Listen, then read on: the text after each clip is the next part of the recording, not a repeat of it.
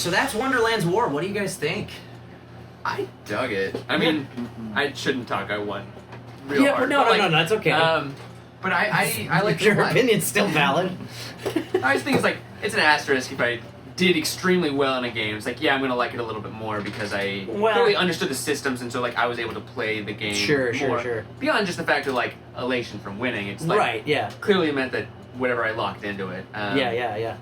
But I you really played into your character's strength with spreading units all over the board early, which got you an early lead because you got points in every fight in that first round. Yeah, early on, I figured not everyone's going to be able to fight that much, so I can get second place in at least a few of them without trying that hard. Which was really smart. I like this game a lot.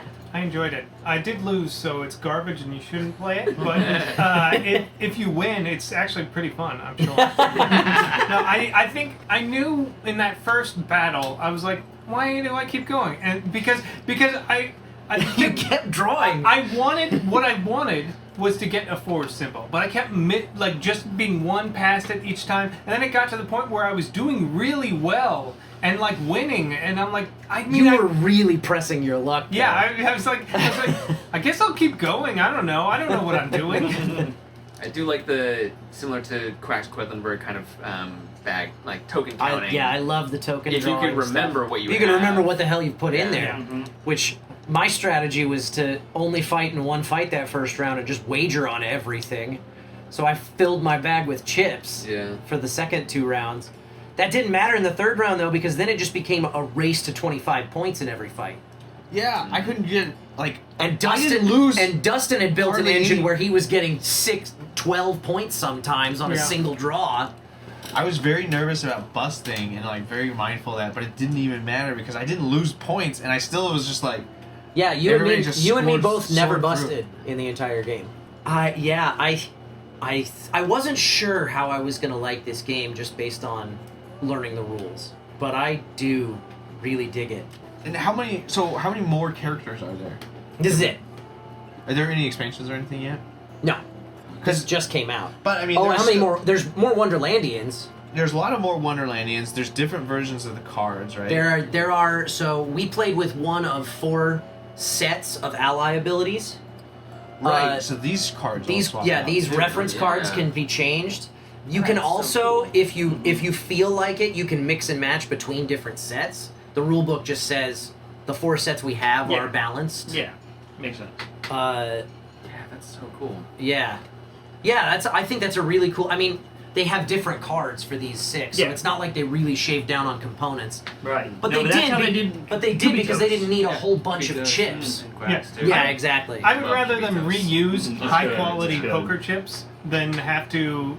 and just get a bunch of new different cards or whatever. Yeah, they'd have to have multiple types of poker chips. Yeah. I also was interested. This thing moving around and starting on a different thing each turn.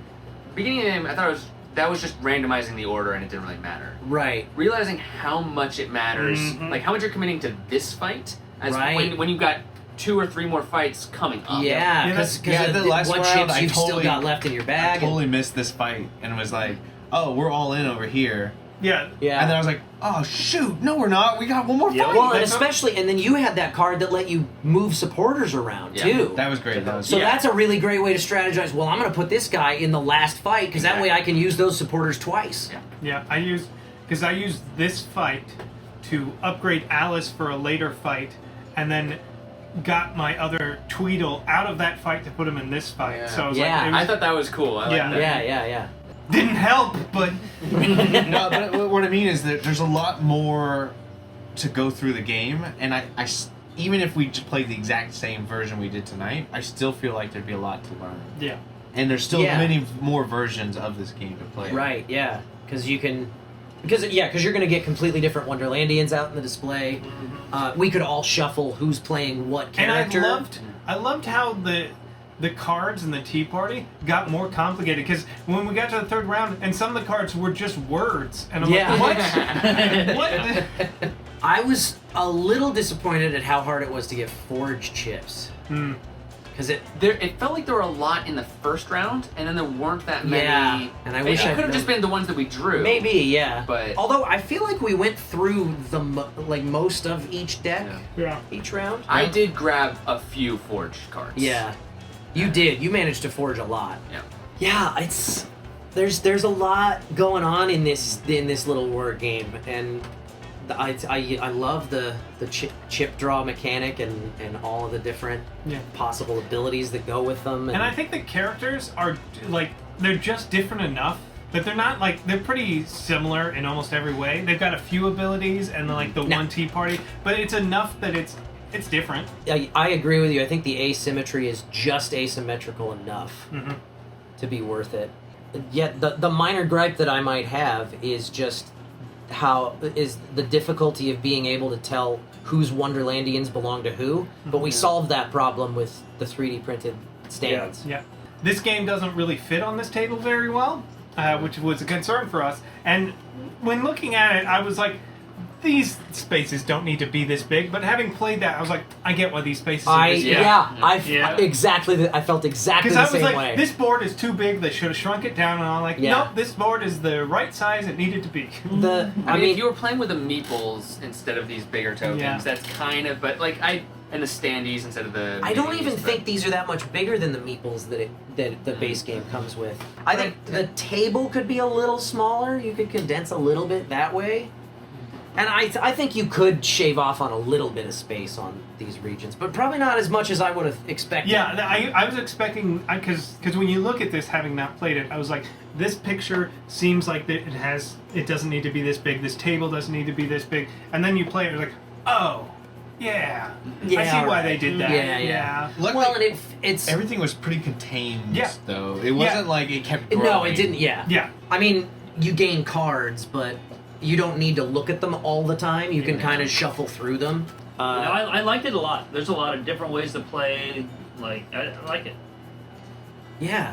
I would love to shuffle characters and stuff and try. All right, reset the board. Yeah, let's go. Let's do it. Get some more of these guys set up. Cool. All right. I do not regret this purchase. It was a pricey one because of the premium add-ons and stuff. But I feel like this is a game that justifies that. I feel like this is in that nice, like, it's not like Arc Nova or those high-end Euro games, but it's a little bit more crunchy than a lot of games. Yeah. It was intimidating coming into it, but once it's easy. All right, okay, it makes a lot of sense to learn. The loop of it is pretty easy. Yeah.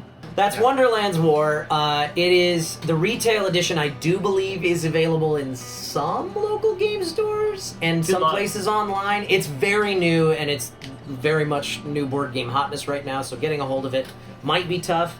Getting the deluxe edition is going to be very tough. Getting those premium chips is going to be it's almost impossible unless you find it secondhand somewhere. And eBay, this game is selling for a pretty penny with all of the add-ons and stuff. Hopefully they do a second print.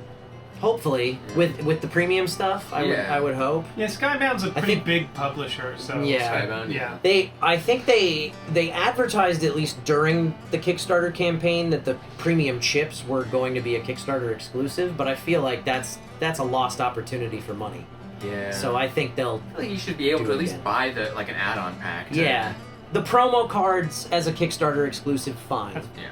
But I would think that. Yeah, because these chips are nice, man. Yeah.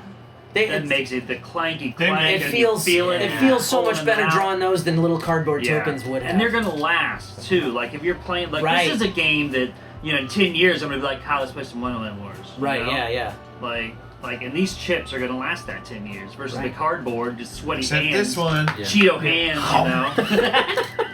Hey, thanks for watching. If you like that, be sure to hit that like button, hit that subscribe button, and most importantly, go on over to twitch.tv/BnBTabletop and give us a follow there. We play board games live every Sunday night at 7:30 p.m. Pacific Time on a show we call The Board and Barrel. And it's a very interactive broadcast. We have house rules that you guys can influence throughout the course of the game, virtual bingo, you can bet on who's gonna win. It's a lot of fun, and I look forward to seeing you there.